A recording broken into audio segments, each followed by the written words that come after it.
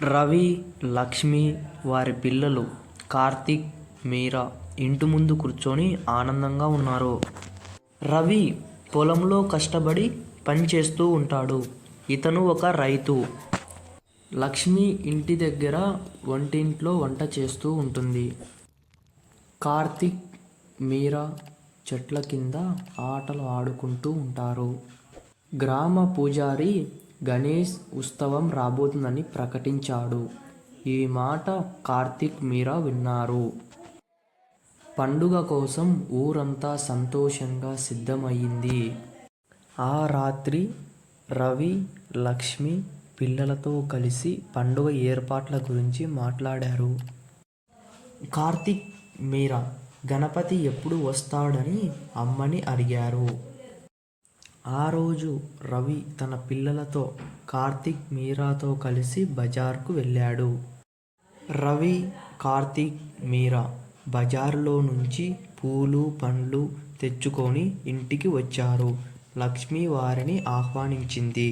గ్రామ యువకులు కలిసి గణపతి మండపం కట్టడం ప్రారంభించారు. రవి కూడా వారితో సహకరించాడు. లక్ష్మి, ఇతర గ్రామ మహిళలు మామిడాకులు తోరణాలు కడుతూ ముగ్గులు కూడా పెడుతున్నారు. కార్తీక్, మీరా పూలు సేకరించి అలంకరణకు సహాయం చేశారు.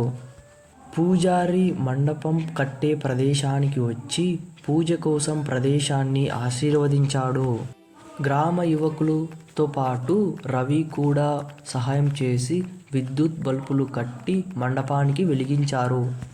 రేపు గణపతి విగ్రహం వస్తుందని ఊరంతా చాలా సంతోషంగా ఉన్నారు.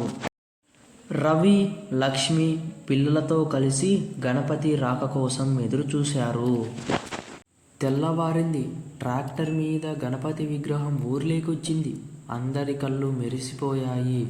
కార్తీక్, మీరా చప్పట్లు కొట్టుకుంటూ విగ్రహం వెంటే గణపతి విగ్రహాన్ని జాగ్రత్తగా మండపంలో ఉంచారు. పూలతో అలంకరించారు.